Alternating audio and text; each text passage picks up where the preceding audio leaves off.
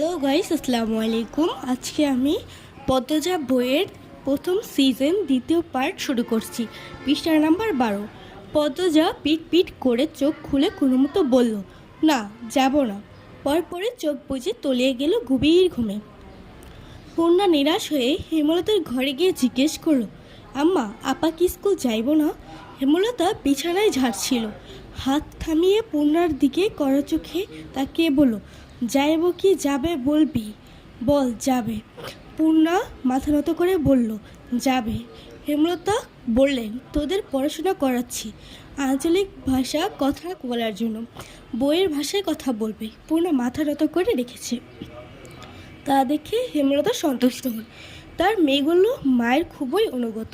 তিনি পুনরায় বিছানা ঝাড়তে ঝাড়তে বললেন, পদ্মর শরীর ভালো না, সারা রাত পেটে ব্যথায় কেঁদেছে, থাকুক আজ ঘুমা।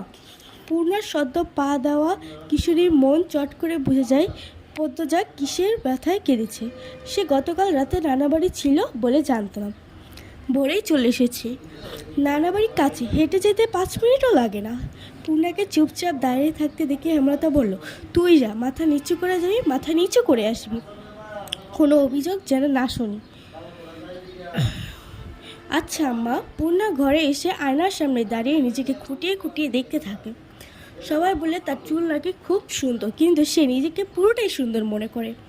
গায়ের রং কালো হতে পারে, তবে সে কখনোই সেজন্য নিজেকে অসুন্দর ভাবে না। পূর্ণার ইদানিং খুব সাজতে ইচ্ছে করে, কিন্তু হেমলতা সাজগোজ একদমই পছন্দ করে না। তাই সে সতর্ক দৃষ্টিতে মায়ের উপস্থিতি একবার দেখে নিল। আশপাশে নেই। পূর্ণা দ্রুত গত মাসে মেলা থেকে আনা লাল লিপস্টিক গাঢ় করে ঠোঁটে মাখল। এখন হেমলতা দেখার আগে এক ছুটে বেরিয়ে যাবে। ঘড়ি কাটা যখন 10টা বাজলো, এখনও পদ্মজা ওঠেনি। হেমলতা শব্দহীন পায়ে মেয়েদের ঘরে প্রবেশ করেন। বিশাল বড় বিছানায় পদ্মজা 2 হাত ভাঁজ করে ঘুমাচ্ছে। জানালার পর্দা ভেদ করে আসা আলতো পেল রোদ্দুরের স্পর্শে পদ্মজার মসৃণ পাতলা ঠোঁটে ফর্সা ত্বক চিকচিক করছে। হেমলতা বিসমিল্লাহ বলে দ্রুত পদ্মজার গায়ে 3 বার ফু দিলেন। গুরুজনরা বলে, মায়ের নজর ভালো না, এতে সন্তানের ক্ষতি হয়। তাই সঙ্গে সঙ্গে নজর কাটাতে বিসমিল্লাহ বলে ফু দিয়ে দিলেন। হেমলতার মায়ে লাগছে পদ্মজার ঘুম ভাঙতে, তবুও আদরে গলায় ডাকলেন, পদ্ম, এই পদ্ম। পদ্মজার চোখ খুলে মাকে দেখে হুড়মুড়িয়ে উঠে বসে।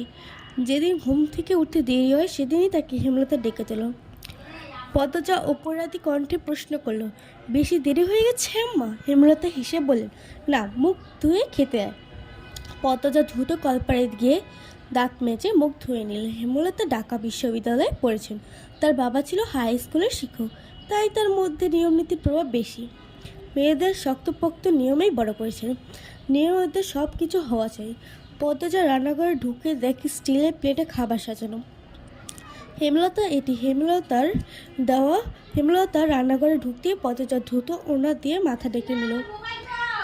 এটি হেমলতার দেওয়া আরেকটি আদেশ, খাওয়ার সময় মাথা ঢেকে খেতে হবে। পদ্মজা খেতে বসতেই হেমলতা মেয়েকে সরল কণ্ঠে বলে, মুখ ধুতে গিয়ে চুল ভিজে এসেছিস, খেয়ে রোদে বসে চুলটা শুকিয়ে নিস।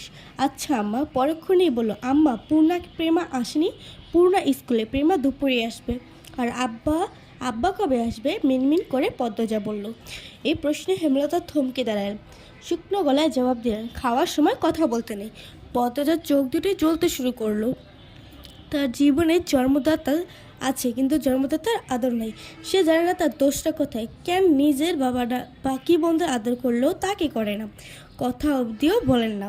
পদ্মজা বহুবার হেমলতাকে জিজ্ঞেস করেছিল, আমি কি তোমাদের সত্যিকারের মেয়ে আম্মা, নাকি সন্তান হয় না বলে কি দত্তক এনেছিলে? আব্বা কেন আমাকে এত অবহেলা করে? ও আম্মা, আম্মা বলো না। হেমলতা নিশ্চুপ থেকে অনেকক্ষণ পর জবাব দেন, তুই আমার গর্বের সন্তান, আর তোর বাবারই মেয়ে। এখন যা পড়তে বস, অনেক পড়তে হবে তোর। ব্যাস এইটুকুই। যতবার প্রশ্ন করেছে একই উত্তর পেয়েছে, কখনো কখনো শব্দের নড়চড়ও হয়নি। পৃষ্ঠা নাম্বার 14। এত কি ভাবছিস, তাড়াতাড়ি খেয়ে ওঠ। হেমলতার কথায় পদ্মজার ভাবনার সুতো ছিঁড়ে গেল। সে দ্রুত খাওয়া দাওয়া শেষ করে। হঠাৎ তার মনে পড়ে আজ বড়ই আচার বানানোর কথা ছিল। সন্ধ্যার পরপরই বিদ্যুৎ চলে যায়। কয়েক মাস হলো গ্রামে বিদ্যুৎ এসেছে। 8 গ্রাম মিলিয়ে অলন্দপুর। তাদের গ্রামের নাম আটপাড়া। প্রতিদিন নিয়ম করে সন্ধ্যা রাত থেকে 3 ঘন্টা অন্ধকারে তলিয়ে থাকে গ্রাম। সারাদিন তো বিদ্যুতের নামগন্ধও থাকে না, তাহলে বিদ্যুতের লাভটা কি হলো? পদ্মজা, পূর্ণা, প্রেমা 3 বোন একসঙ্গে পড়তে বসে। হঠাৎ বিদ্যুৎ সংযোগ বিচ্ছিন্ন হতেই মরলবাড়ি অন্ধকারে তলিয়ে যায়। 9 বছরের প্রেমা খামচে ধরে পড়নার ওড়না, পদ্মজার ওড়না। পদ্মজা মৃদু স্বরে ডাকলো, আম্মা আম্মা। হেমলতা ভেতরে ঘর থেকে বলেন, টর্চটা নিয়ে যা। হেমলতা তাকে পদ্মজা উঠে দাঁড়ায়। প্রেমা অন্ধকারে খুব ভয় পায়। বড় বোনের ওড়না ছেড়ে পূর্ণার হাত চেপে ধরে।